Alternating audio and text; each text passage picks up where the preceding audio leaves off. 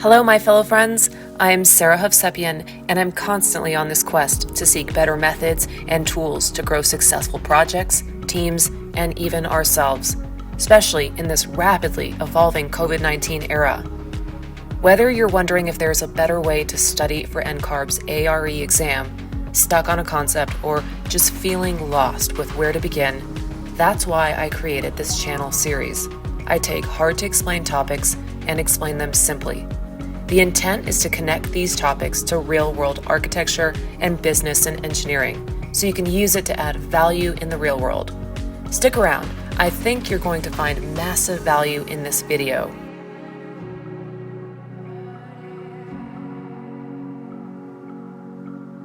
This video is part 1 of 7 discussing each key financial indicator found in the Architect's Handbook of Professional Practice. The first one, called Utilization Rate, is the topic of this first video. As a recommendation before you continue this video, I highly recommend you watch 3 other videos on my channel as a prerequisite. I promise it will help you understand this 7-part series a lot better. Here are the 3 videos I recommend you watch in the following order. First, watch 3 types of financial statements to get a big picture overview of the profit loss statement, balance sheet, and cash flow, and understand the subtle differences between them. Next, rewatch the profit and loss statement video, which dives into what a profit and loss statement shows and helps you understand the financial terms that are used to monitor the 7 key financial indicators. Remember, all 7 key financial indicators are essentially a dashboard showing 7 types of metrics a firm uses to assess how it's doing financially. It's critical you understand the profit and loss statement to be able to then plug in the numbers from the profit and loss statement into the 7 financial indicator formulas to derive those metrics. Next, rewatch the 7 key financial performance indicators video, where I dive into each equation and present the formulas to monitor each of those metrics.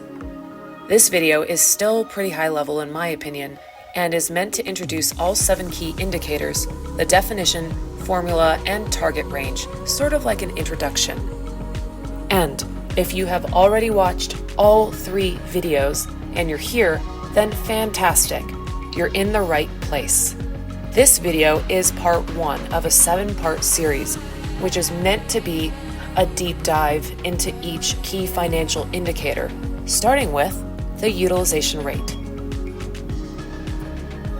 First, we'll cover the definition, then present a diagram to visualize the concept. Next, the formula, and then some examples of how this concept can be tested, and finally, a practice problem we'll do together. Utilization rate is the direct hours charged to the total hours reported. In the fewest words possible, just let that sink in. Direct hours charged to total hours reported. Direct hours or direct labor is any time you spend that is billed to a project. The total hours includes not only hours that are billable, but indirect labor or hours not billed to a project. This concept is on page 417 in the backgrounder Key Financial Performance Indicators in the Architect's Handbook of Professional Practice, 15th edition. Guess what? You'll get a sample of all 7 key indicators in this table.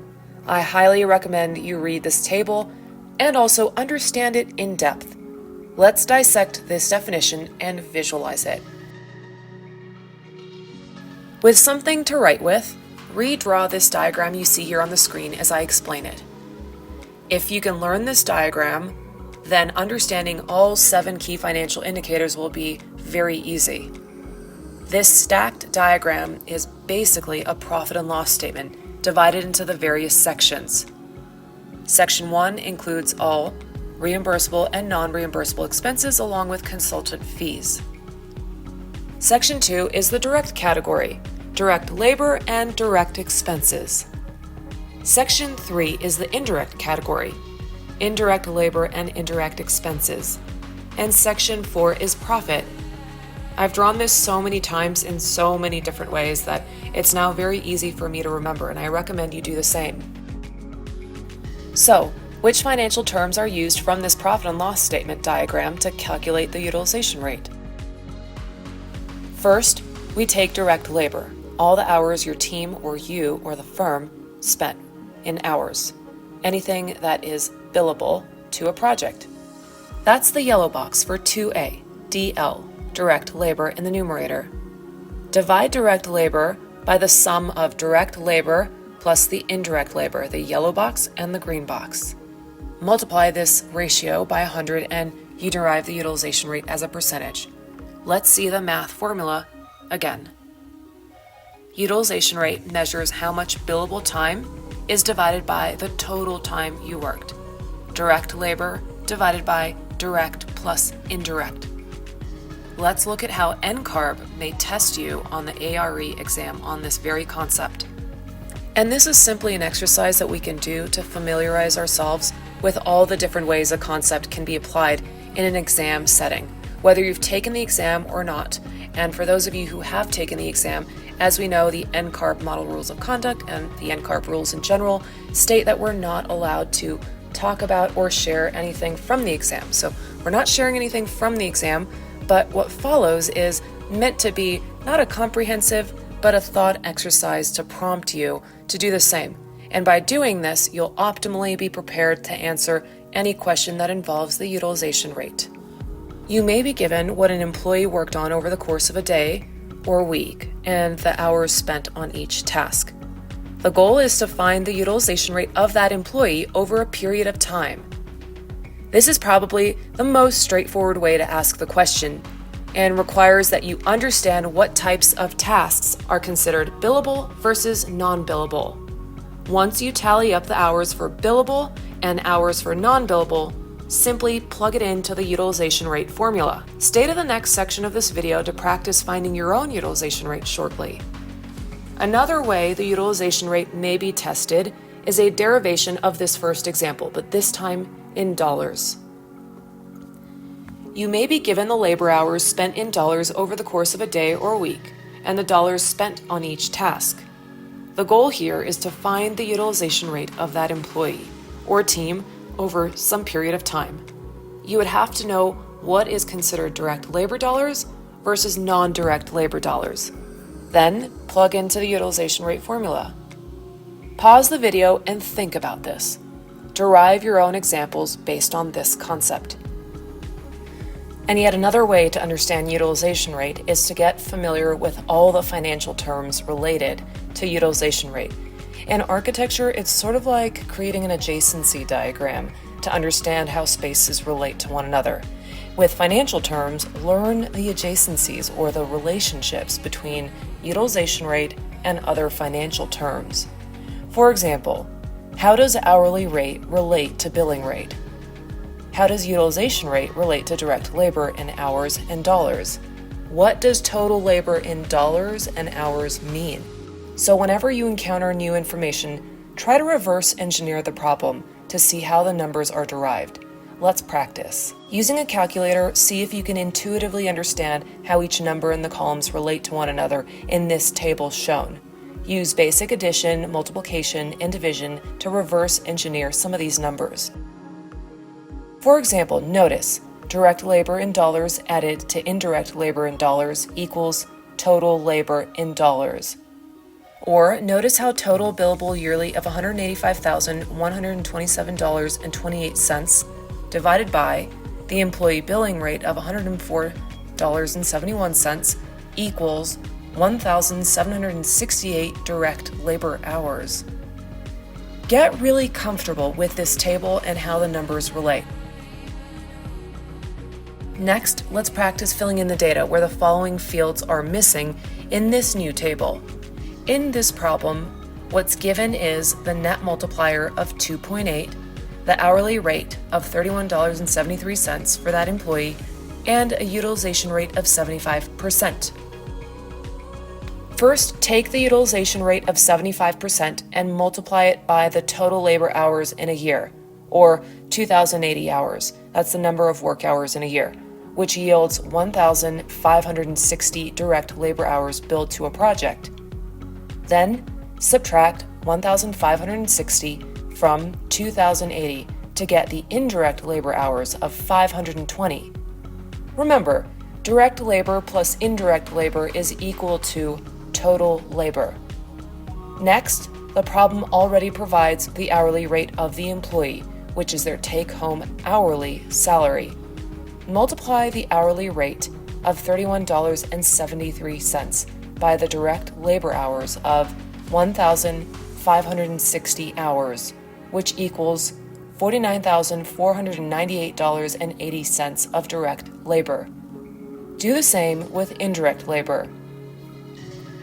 That's $31.73 hourly rate multiplied by 520 hours equals $16,499.60. Next, add the direct labor in dollars with the indirect labor in dollars and place the number in the total labor in dollars column, which should amount to $65,998.40. Remember this subtle but key point. Total labor is the employee's salary, their actual take-home pay. The next step requires deriving the hourly billing rate, and finally the yearly billable total. With an hourly rate provided, how do you go from an hourly rate to a billing rate? Don't worry, we'll cover the net multiplier in another video, since that is one of the 7 key financial indicators. For now, know that the net multiplier is a unitless number, a factor that every firm multiplies an employee's hourly rate to get the billable rate to charge a client. Remember, the problem provides a net multiplier of 2.8. So take that 2.8 and multiply it by $31.73 to get the hourly billable rate for the employee. This yields a billable hourly rate of about $88. That's it. Finally, ask yourself, how many hours are billable direct labor for employee A? We already found that in the table. 1,560 hours are billable as direct labor. Then, how much is the firm billing for every hour of employee A? $88. Multiply the $88 times 1,560 hours, and you get $137,280. So what does this mean? $137,280 are generated in revenue from employee A yearly. Therefore, learn how to solve this table, spend time putting in your own numbers, and see if you can fill it out.